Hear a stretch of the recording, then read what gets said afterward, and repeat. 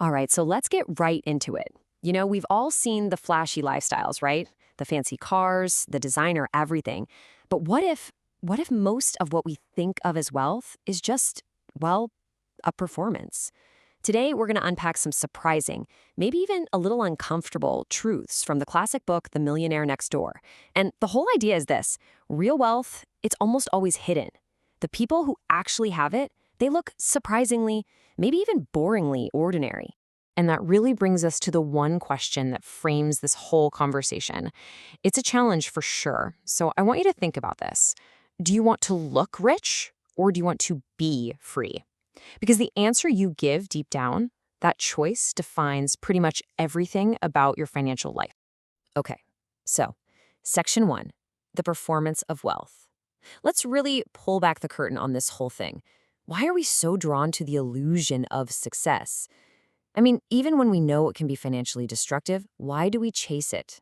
Well, it turns out it's not just you, it's a really deep-seated human thing. And this quote from Morgan Housel just nails it. A big reason for this confusion is that income is visible, but wealth is hidden. I mean, think about it. We see the big paycheck manifest as a fancy car, a huge house, those amazing vacation photos on Instagram. But what don't we see? We don't see the 401k statement. We don't see the zero balance credit card bill. We can't see the feeling of freedom that comes with having no debt. We're trained to admire what we can see, and that leads to this really dangerous mix-up between a high salary and actual lasting wealth. So, why do we feel the need to display it? Well, this quote from Thorstein Veblen explains it perfectly. It's not just about the stuff, it's about social language. Over 100 years ago, he pointed out that we buy expensive things to communicate, to show our rank, our goals, where we fit in. A luxury watch isn't really about telling time, is it? It's about telling a story about your status. So spending becomes this language, and suddenly, the performance itself is the whole point. And on top of that, there's a powerful psychological reason we do this. Daniel Kahneman, Nobel Prize winner, pointed out that our brains are just wired for immediate rewards. The pleasure you get from a new purchase, it's immediate, it's emotional, it's right now. But the value of financial discipline, that's way off, in the future, it's abstract, it's kind of fuzzy. So of course our brains are going to choose the instant hit of dopamine, even when, logically, we know better. So you put all that together, and you get the official term for this kind of behavior: conspicuous consumption. And it's exactly what it sounds like. It's not just spending. It's spending with the very specific, very public goal of showing off how much economic power you have. It's basically turning your money into theater.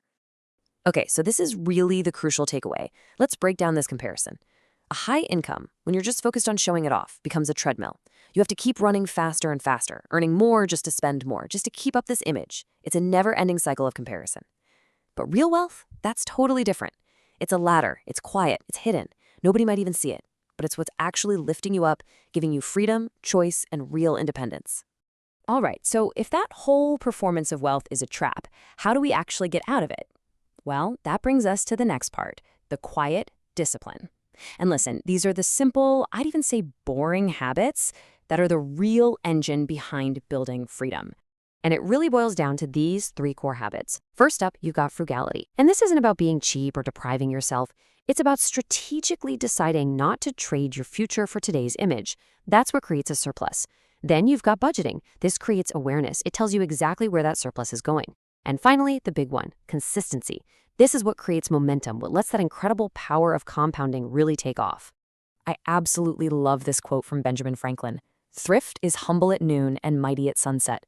It just captures the whole idea so perfectly. See, being frugal, it looks really small in the moment, right? Nobody's giving you a high five for driving a 10-year-old car or packing your own lunch. But those tiny, repeated acts of discipline, they become unbelievably powerful over a lifetime. Humble at noon, but oh boy, are they mighty at sunset. All right, now this next part is where we kind of zoom out and get a little deeper. Because it's not enough to just know how to build wealth. You've got to understand why. We need to move past just piling up money and start asking, what is its actual purpose?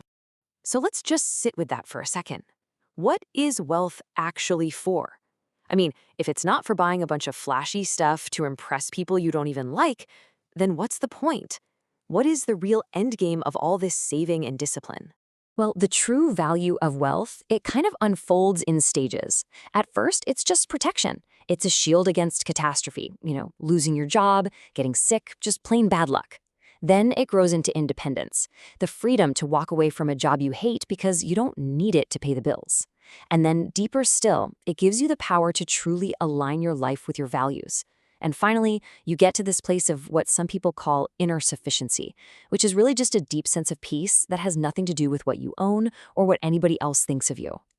And this quote from Vicki Robin, this is the heart of it, right here. Money is stored life energy. Think about that. You trade hours of your one precious life to earn it. And when you see it that way, the goal isn't just to buy more stuff. The goal is to reclaim your life. The ultimate prize isn't a bigger house. It's getting more of your own time back, more of your own choices back. It's getting your life back. Okay, I know what a lot of you are probably thinking right now. This all sounds great for 1996, but is any of this even possible anymore? So let's just tackle that skepticism head on. Can this millionaire next door path still even exist today in our world? And let's be totally honest, the challenges today are way more intense. It used to be about keeping up with the Joneses next door. Now, thanks to social media, it's keeping up with the entire freaking planet. You throw in sky-high housing costs and crippling student debt, and yeah, the pressure is absolutely immense. It's not just in your head.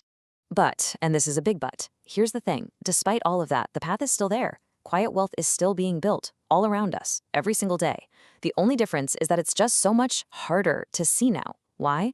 Because our entire culture is built to reward the flashy performance of wealth, not the quiet reality of it. And so that leaves us with this one final thought. Real wealth is not a performance. It's not about getting applause.